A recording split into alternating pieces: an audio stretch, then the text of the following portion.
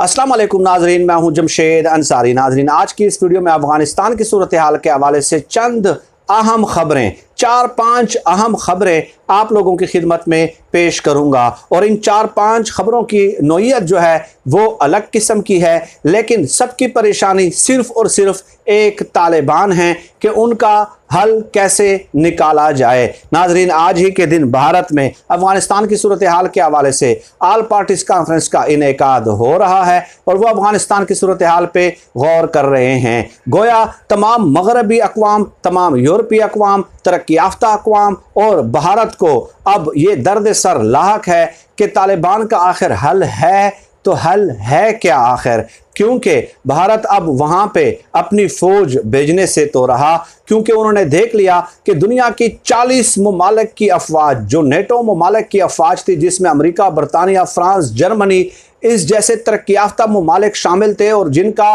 दिफाई budget अगर आप देख लें कि 340 अरब डॉलर का दिफाई बजट तो सिर्फ अमेरिका का है, और इसके अलावा जर्मनी का दिफाई बजट पाकिस्तान से 25-30 गुना ज़्यादा है।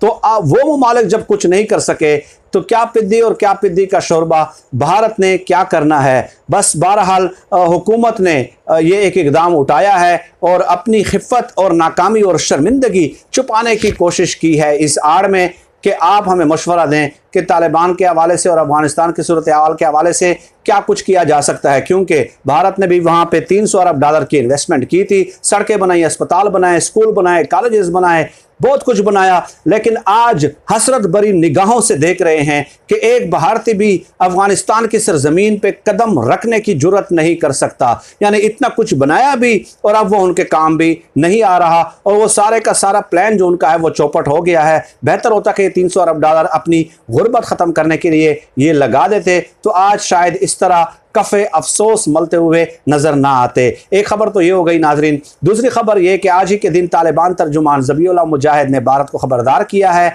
और ये कहा है कि पाकिस्तान के हवाले से प्रोपेगंडे से गुरेज किया जाए और ये इन इल्ज़ामात की नफ़ी की है कि काबुल पे कब्जे में पाकिस्तान ने हमारा साथ दिया है। ज़बीहुल्लाह मुजाहिद ने कहा है कि काबुल को हमने अपने ज़ोर बाजू से, अपनी हिम्मत से, अपनी ताकत से जो है वो कब्ज़ा किया है, फतह किया है और इन तमाम ममालिक को भगाया है। इसमें पाकिस्तान का कोई किरदार नहीं है। इम्पॉर्टेंट बात यह है कि तालिबान तर्जुमान ज़बीहुल्लाह मुजाहिद ने यह भी कहा कि पाकिस्तान हमारा दूसरा घर है और पाकिस्तान के ख़िलाफ़ रूस के टाइम से जो है वो प्रोपेगंडा किया जा रहा है। ये जो अफ़गानिस्तान में हमने फ़तेह हासिल किए हैं वो खालिसतन हमारी अपनी कार्रवाइयाँ हैं और हम जानते हैं कि अफ़गानिस्तान में किस तरह निमटना है। तो ये भारत को उन्होंने वाज़े तौर पे पैगाम दिया है जब उनकी ऑल पार्टीज़ कॉन्फ्रेंस हो रही है। तो साथ ही साथ तालिबान तर्जुमान ज़बीहुल्लाह मुजाहिद ने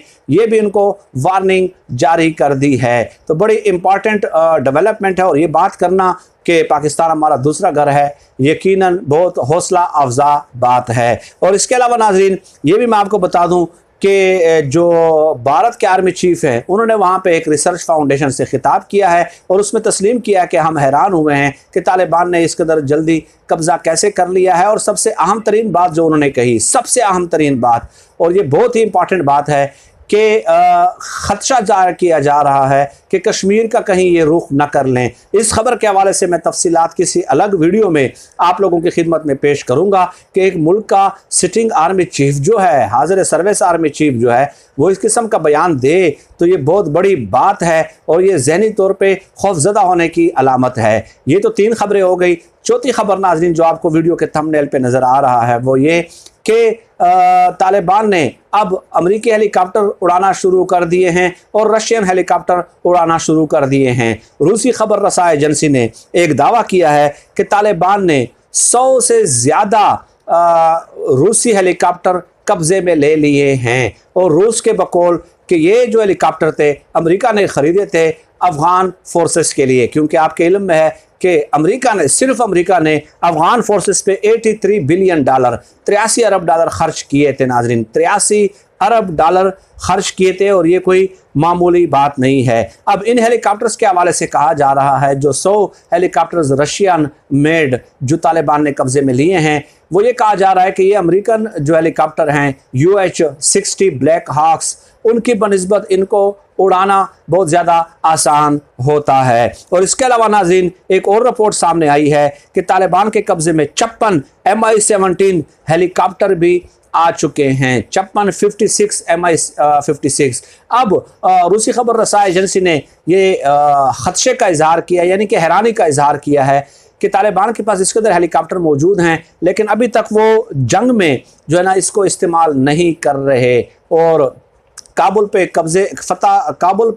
फतह हासिल करने से पहले भी चंद हेलीकॉप्टर्स उनके पास मौजूद थे, लेकिन उन्होंने इसका इस्तेमाल नहीं किया। शायद ये उनकी हिकमत अमली का हिस्सा हो। इससे भी आगे चले नाजरीन कि अमेरिका के जो सैटेलाइट तस्वीर ली गई हैं, उन्होंने वाज़े तौर पे इस बात को कंफर्म किया है कि 9 ब्लैक हॉक्स अमेरिकन हेलीकॉप्टर्स भी जो है वो तालिबान के कब्ज़े में आ चुके हैं। और इसके अलावा अमेरिका का जदीद तरीन असलहा का जो ज़ख़ीरा था उस पर भी तालिबान ने कब्ज़ा कर लिया है। अब अमेरिका के कौमी सलामती के जो मुशीर हैं जैक सलीवान उनका नाम है, उन्होंने ये कहा है कि तालिबान ने हमारे बहुत सारे असलहे पे, जदीद असलहे पे कब्ज़ा कर लिया है और हमें यकीन नहीं है कि वो हमें वापस कर दिया जाएगा। इसके अलावा उन्होंने अशरफ गनी को एक बार फिर जनाटेदार तप्पड़ रसीद करते हुए ये कहा कि हम ये हेलीकॉप्टर जो है ना नहीं देना चाह रहे थे अफ़गानिस्तान में, लेकिन अशरफ गनी ने कहा कि हमारी सिक्योरिटी फोर्सेस की जो ना सलाहियत बढ़ाने के लिए